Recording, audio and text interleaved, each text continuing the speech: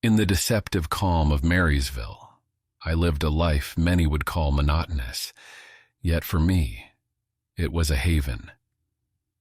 The Crypt of Lost Words library wasn't just my workplace, but my sanctuary. This ancient building, with its gray stone walls, seemed to hold secrets spanning millennia. Towering shelves laden with forgotten volumes reached up to ceilings etched with symbols that no one had truly deciphered. The atmosphere, thick with a sacred silence, was only broken by the flipping of pages or my discreet footsteps on the antique wooden floors. One autumn afternoon, the air was filled with a subtle scent of aged paper and wood. The library welcomed a sparse number of visitors, each engrossed in their thoughts, in search of knowledge or merely a refuge from the outside world. It was then that a hooded figure entered, disturbing the equilibrium of the place. It moved with an eerie grace, as if barely touching the ground. Its dark, twisted staff seemed to pulse with its own energy, an artifact from a world where nature obeyed entirely different laws. Without a word, the being placed on the counter a book with an ivory cover, adorned with grotesque figures writhing in movements of pure agony under my incredulous gaze, as if they were prisoners of the cover, longing to escape into reality. "Read this, librarian," it hissed in a voice that seemed to come from another world. When I looked up, it had disappeared as if it had never been there, leaving me alone with the dark artifact. Drawn by morbid curiosity, I began to flip through the book.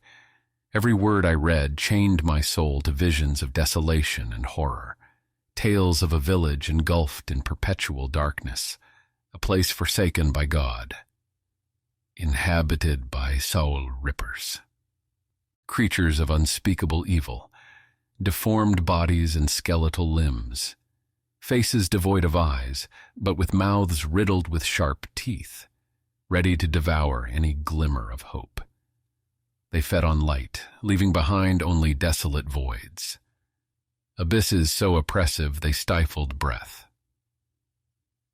As the sun set, sinister shadows began to creep into the library.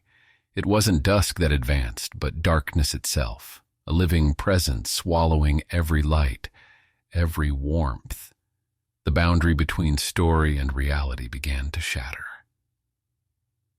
The candle light started to flicker, as if battling an invisible force, while the sounds of the night grew louder, a chorus of wails and whispers that seemed to call me, drawing me towards something unfathomable. Then I heard the first whisper, barely perceptible, followed by a chilling screech. I cautiously approached the source of the sound, my heart racing. Among the shelves, in the growing shadow, I glimpsed a terrifying figure. A soul ripper. Its limbs twisted in ways that defied human logic, its body a mass of disgusting deformity, with a grin revealing sharp teeth and a swift movement, almost a leap. It vanished into the shadow before I could react. The story from those pages seemed to come to life, contaminating the real world with its malice. I had unleashed an unimaginable horror, a force now lurking in the shadows of the library. I saw in the distance black elusive shapes slithering among the darkest corners of the ancient building, which for years I had surveyed with love and curiosity, rendering it forever unrecognizable to my astonished eyes. I realized the only way to stop them was to finish the book. The story had to have an ending, a seal that would return those creatures to the oblivion from which they had emerged. So, with trembling legs barely supporting the weight of my body, I returned to the counter while my scared gaze frantically scanned every corner of the library. The cursed book was still there, as if it had waited for my return with a dark, unfathomable patience.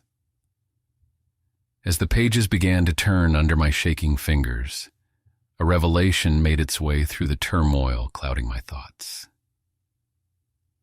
The soul rippers, creatures born from the deepest darkness, had a weakness: the truth.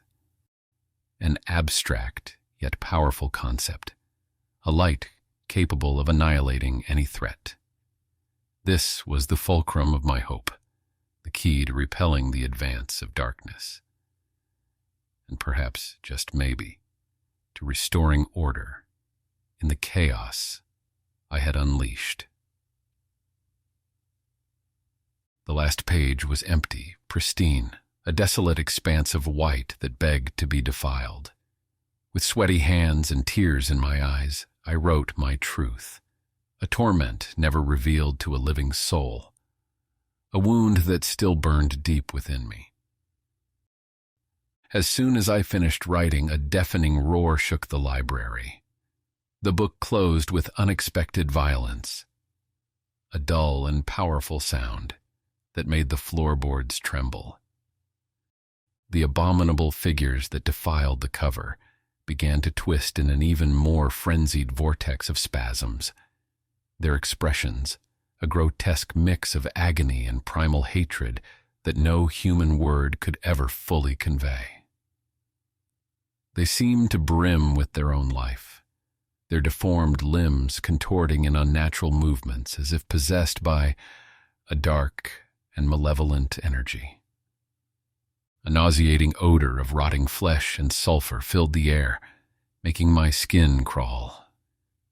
I realized with growing terror that I had unleashed something unspeakable, an evil entity that awaited only to be freed.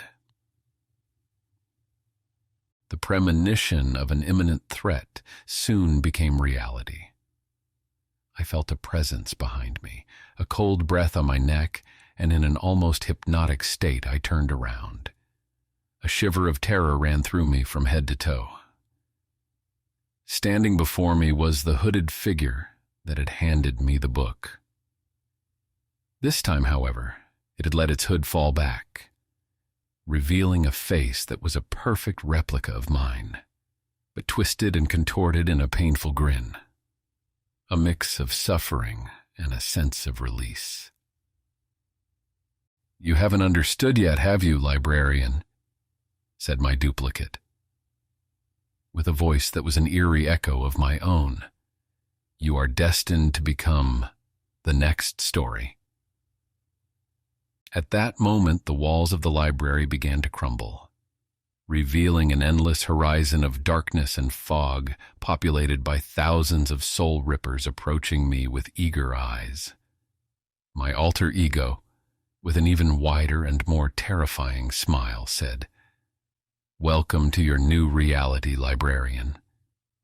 Every story has a price, and yours is to become part of it, forever." As the creatures surrounded me, I realized I had been swallowed by an endless nightmare, trapped in a story written with my own soul, doomed to relive the terror every time someone flipped through the cursed pages of that book. As darkness enveloped me, a chilling truth manifested. Every time those cursed pages are flipped, I will relive my agony, an eternal torture that will repeat ad infinitum. This is my fate, sealed in an endless cycle of terror and despair.